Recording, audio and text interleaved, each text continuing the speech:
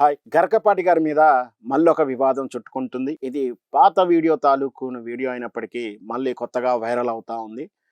ఆయన నిన్న ఒక వీడియోలో మధ్యాహ్న భోజన పథకం గురించి పేద పిల్లలు, ముఖ్యంగా బహుజన పిల్లలు ఇట్లాంటి పిల్లలకు పెడుతున్నటువంటి మధ్యాహ్న భోజన పథకాన్ని ఏ విధంగా అవహేళన చేశాడో, అపహాస్యం చేశాడో మనం చూసాం.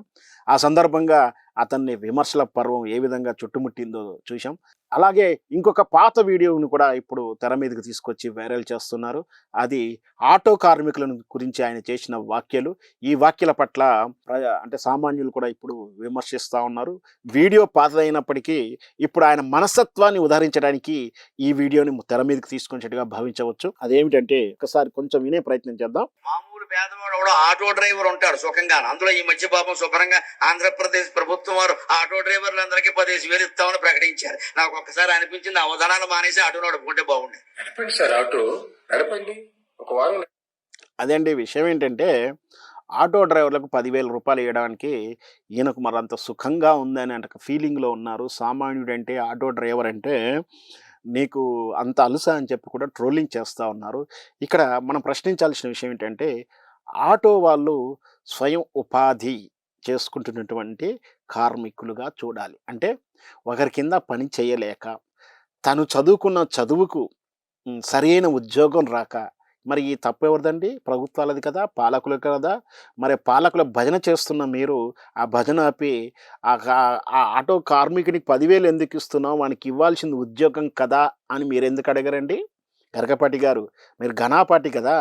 మరి ఏలికల వాళ్ళకి భజనలు చేసి అవార్డులు అదేంటంటారు సలహాదారులు ఇవన్నీ పోస్టులు తీసుకుంటున్నారు కదా భజన చేసి.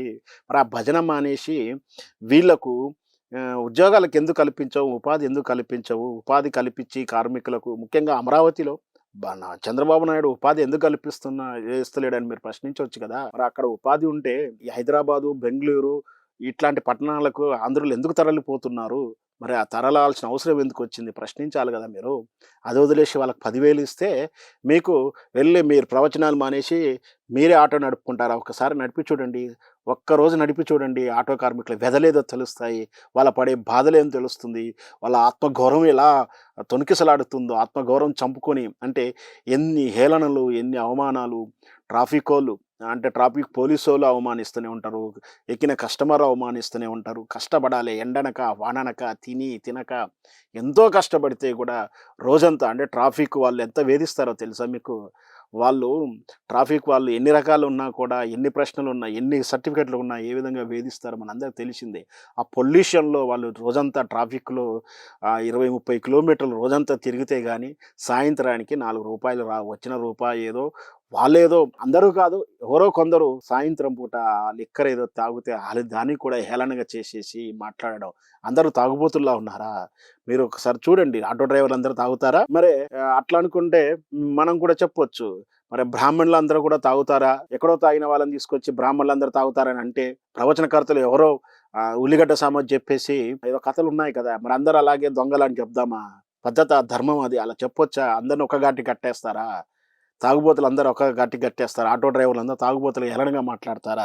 అసలు మీరు ఈ మధ్య కాదు అసలు ఎందుకు ఇలా మాట్లాడుతున్నారో మాకైతే తెలియదు. ముఖ్యంగా మీరు ఘనాపాటి అనుకొని మీరు ఏదో ఉద్దండులు మహాపండితులు అనుకొని భావించాం, కానీ ఇట్లా లేఖిగా అవహేళనగా మాట్లాడే తీరైతే అసంబద్ధంగా ఉంది.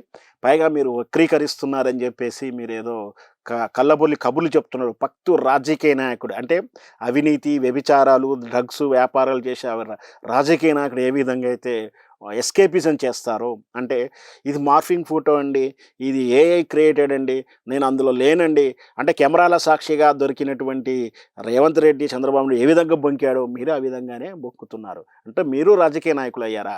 అందుకేనా మీకు అవార్డులు వస్తున్నాయి? మీకు ఎలిజిబిలిటీ అవార్డులు ఉన్న వాళ్ళకి ఎంతమందికి రాలేదో తెలుసా ఆ విషయం? మరి అంతమందికి రానికి నాకు ఎందుకు ఇస్తున్నారండి అని మీరు ఎప్పుడైనా ప్రశ్నించారా? అవార్డు గురించి ఎవరికి లేదు, నాకెందుకండి, నాకు సలహాల మండలి నాకెందుకండి, ఇంకా చాలామంది ఉత్తములు మేధావులు ఐఏఎస్ ఐపీఎస్ ఆఫీసర్లు ఉన్నారు కదండి, అంత సమృద్ధులు ఉన్నారు కండి, వాళ్ళకి ఇవ్వచ్చని అడిగారా మీరు? అడగలే. మీరు ఇష్టం వచ్చినట్టు మాట్లాడుతున్నారు. పేదవాడంటే మీకు అలుసు, డబ్బు లేనోళ్ళు అంటే అలుసు మీకు. పైగా మరి మనువాదాన్ని సమర్థిస్తున్న విధంగా ఉంది మీది. ఏనాడు పోయిన మనువాదం.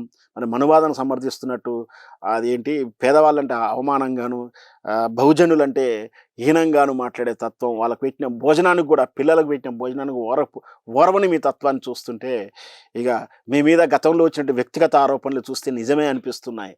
వాటి లోతుల్లోకి వెళ్ళదలుచుకోలేదు నేను.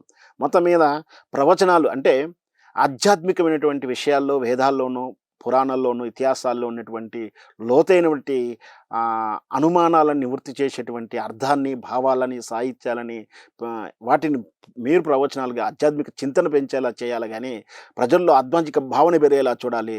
ఆధ్యాత్మికమైన విషయాల్లో అపోహలు తొలగించేలా చేయాలి గానీ, ఇట్లా ఈ రాజకీయాల్లోకి, ఈ పెంటలోకి మీరు వచ్చేసి కేవలం ఇట్లా వ్యాఖ్యలు చేయడం అంటే ఖచ్చితంగా మీకు దురుద్దేశాలు ఉన్నాయని అర్థమవుతుంది. మీరు ఖచ్చితంగా రాజకీయ నాయకులు కావాలనుకుంటున్నారేమో భవిష్యత్తులో. మీకు ఒకసారి ఆత్మలోకనం చేసుకోండి. మీరు మాట్లాడే ప్రతి విషయాన్ని మీ వ్యక్తిగతమైనటువంటి వీడియోగ్రాఫర్లు మీరు రిలీజ్ చేస్తే వచ్చిన బయట వల్ల కాదు మీది. మీరు వీడియో రికార్డ్ చేసి, మీరు ఎడిట్ చేసి, మీరే రిలీజ్ చేస్తారు. మీ ప్రవచనాల్లో ఉన్నాయంటే దీన్ని కూడా వక్రీకరిస్తున్నానని తప్పించుకునే పద్ధతిలో మీరు వెళ్తున్నారు. అది మంచిది పద్ధతి కాదు. ప్రవచనకర్తలంటే గౌరవధాలా ఉండాలి, గౌరవించేలా ఉండాలి. రేపొద్దున ఇంకొక ప్రవచనాలు చెప్తున్నారంటే అతనికి కూడా విలువిచ్చేలా ఉండాలి గానీ, ఇట్లా మీరు ప్రవచనకర్తలంటే వీళ్ళు కూడా తుచ్చమైనటువంటి రాజకీయాల కోసం నీచానికి దిగజారుతారనేలా మీరు వ్యవహరించకూడదని మా మనవి.